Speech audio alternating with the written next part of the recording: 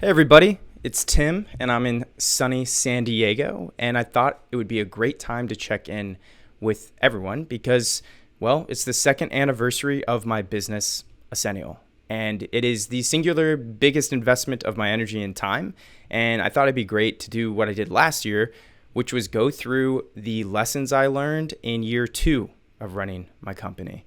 And I found it really rewarding to look back and watch year 1, and I really hope to keep this up, if only for myself to understand some of the things I've progressed and made growth on.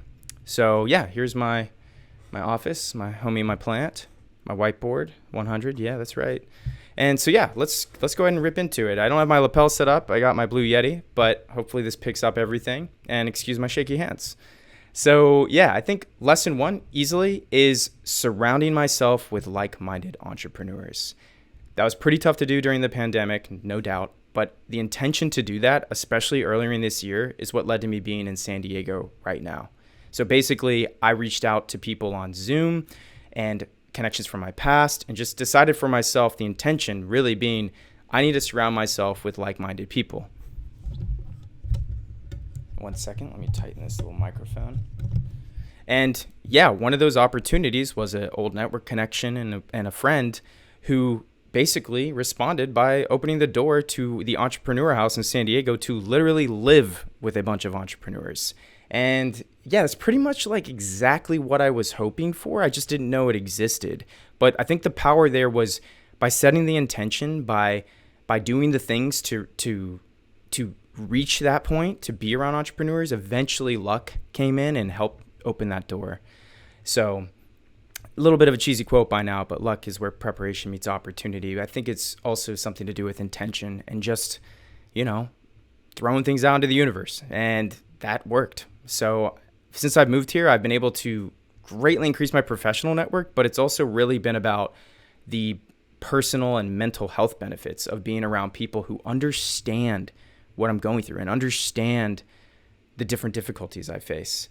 And so that's been really rewarding, and it's been just one of the highlights of the year and something I'm constantly reminding myself if I enter in other areas of my life to surround myself by people who are on the same path or a similar path.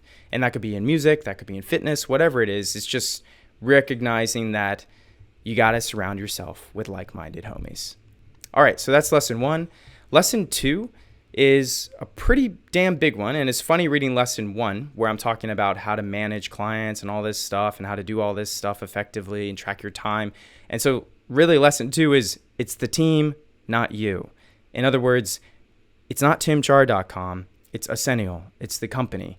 And for the company to succeed, to truly be an entrepreneur, it revolves building and hiring and firing team members and having a system for that team. And the underlying issue with that, the big lesson with all that, is having to let go of control.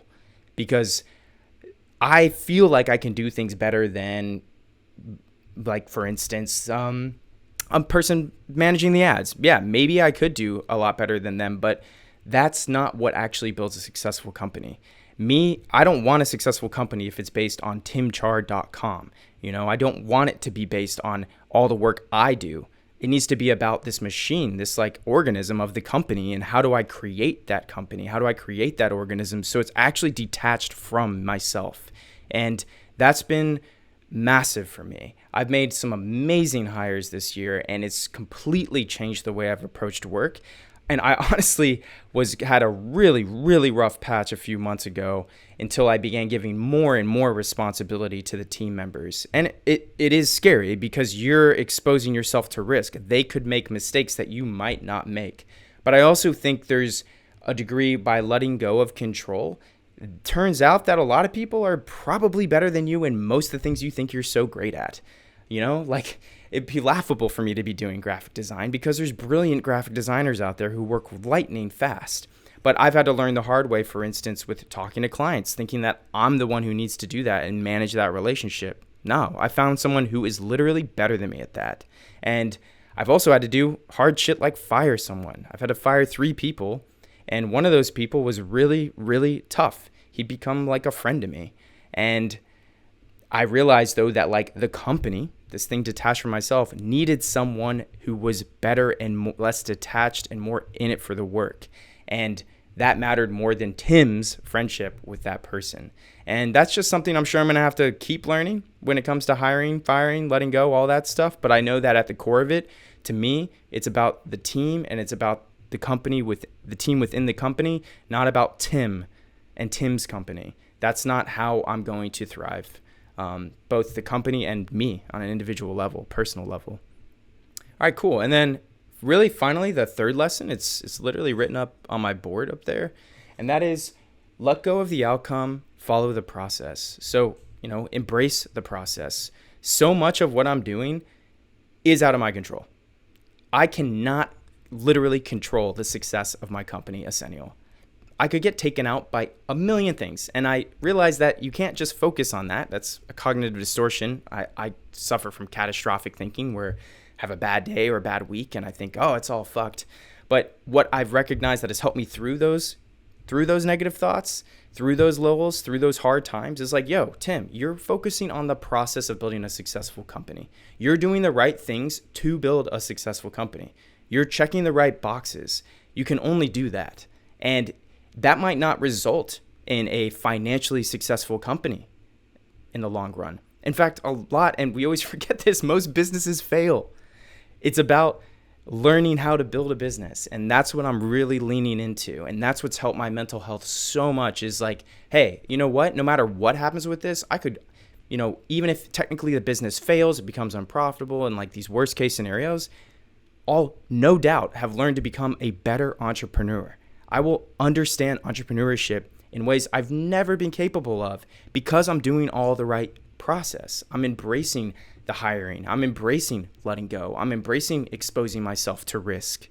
I'm doing all the things that is entrepreneurship, which is why, despite doing this stuff off and on for 7 years, I've never felt proud I would even say I cringe sometimes when I hear people call themselves entrepreneurs, but I can say like confidently that I am an entrepreneur now. And I say that not with this sort of like toxic pride or need to identify, just that like, that's what I'm into. That's what I'm doing. Like, that's what I'm focusing on at this stage of my life. So yeah, I'm proud of it. And I think that really boils down to me looking at this whole journey as basically a route of personal growth. And I hope it results in very high professional success. I even expect it to, but I also know that if it doesn't, that's just the way it's gonna go, and I'm gonna learn from that too.